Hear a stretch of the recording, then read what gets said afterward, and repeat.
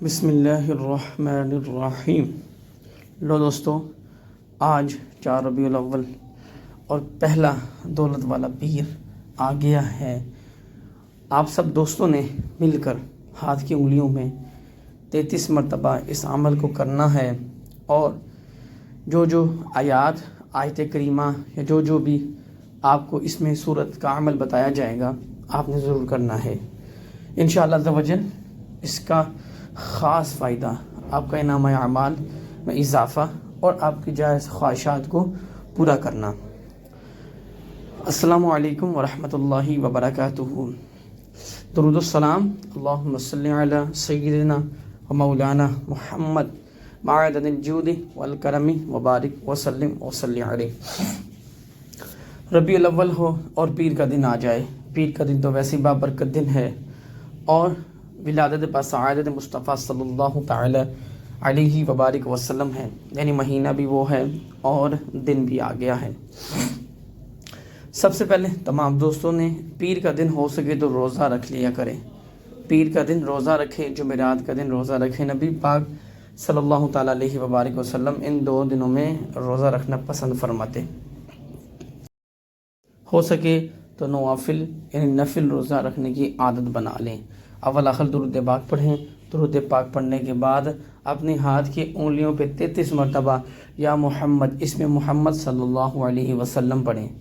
یا محمد 33 مرتبہ پڑھنے کے بعد اب آپ نے 33 مرتبہ یا رحمان اور یا رحیم کو پڑھنا ہے۔ یا رحمان اور یا رحیم 33 پڑھنے کے بعد اب آپ نے بہترین عمل کرنا ہے، وہ میں آپ کو بتا رہا ہوں۔ یا فتاح یا رزاق کی 33 مرتبہ تسبیحات پڑھ لینی ہے۔ انشاءاللہ عز و جل اس کے پڑھنے سے، اس کے عمل کرنے سے آپ خود دیکھیے گا آپ کو کتنا فائدہ ہوگا۔ اگر آپ کے پاس کوئی ایسا دوست آتا ہے یا آپ کے پاس کوئی ایسا خاتون آپ کے پاس آتی ہیں، لیڈیز کے پاس کوئی لیڈیز خاتون آتی ہیں، تو وہ کہتی ہیں کہ ہمارا دل نہیں لگتا نماز پڑھنے میں، ہمارا دل نہیں لگتا ذکر اللہ کرنے میں، ہم ذہنی طور پہ کیفیت میں پریشان رہتے ہیں، تو آپ نے یہ عمل ان کو روٹی پر روزانہ پڑھنے کی اجازت دے دینی ہے۔ ایک روٹی کے اوپر یا سبوح یا قدوس کو 3 7 11 12 مرتبہ 3 7 11 12 مرتبہ پڑھنے کے بعد پڑھنی نہیں ہے، پڑھنے کے بعد لکھنی بھی ہے۔ آپ نے ہاتھ کی انگلیوں کے اشارے سے یا سبوح یا قدوس لکھنے کی اجازت دینی ہے، اور انشاءاللہ عز و جل جیسے جیسے وہ روٹی کا نوالا اندر جاتا جائے گا ان کا دل روشن ہوتا جائے گا اور ذکر اللہ میں مصروف رہنے لگے گا۔ اگر کوئی آپ کو میسج آتا ہے، کوئی آپ کو اطلاع ملتی ہے، یا کوئی ایسا مسئلہ آپ کے سامنے آتا ہے، یعنی کوئی خوشی کا معاملہ ہے، کوئی غم کا معاملہ ہے، تو الذین اذا اصابتهم مصیبہ قالوا انا للہ و انا الیہ راجعون پڑھ لیا کرو۔ اگر کوئی آپ بڑا کام کرنے لگے ہیں، کوئی بڑی اماؤنٹ کسی کو دینے لگے ہیں، کوئی چیز خریدنے لگے ہیں، تو الذین اذا اصابتهم مصیبۃ قالوا انا للہ و انا الیہ راجعون کو بار بار پڑھو۔ انشاءاللہ اس کا فائدہ یہ ہوگا کہ کبھی نقصان نہیں ہوگا۔ اگر آپ یہ چاہتے ہیں کہ آپ غنی ہو جائیں تو تاجر ہیں، آپ تجارت کرتے ہیں تو غنی ہو جائیں، تو سرکار دو عالم صلی اللہ تعالیٰ علیہ وبارک وسلم کے جیسے پاک ہے کہ ایک جگہ سے دوسری جگہ ہجرت کیا کرو تجارت کے سلسلے میں کہ تم غنی ہو جاؤ گے۔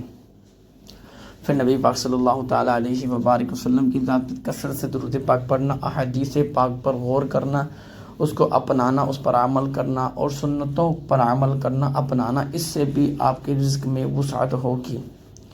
اللہ مجھے اور آپ کو اس پر عمل کرنے کی توفیق عطا فرمائے۔ جو شخص یہ کہتے ہیں کہ ایسے ایسے گناہ ہو گئے ہیں، جس گناہ کی وجہ سے، نحوست کی وجہ سے رزق جاتا جا رہا ہے، رزق نہیں آ رہا، فاقہ ہو گیا ہے گھر پہ، تو سورہ واقعہ کی روزانہ تلاوت بعد نماز عشاء کثرت سے کرے۔ بسم اللہ الرحمن الرحیم پارہ نمبر 27، سورہ رحمان کے بعد سورہ واقعہ آتی ہے۔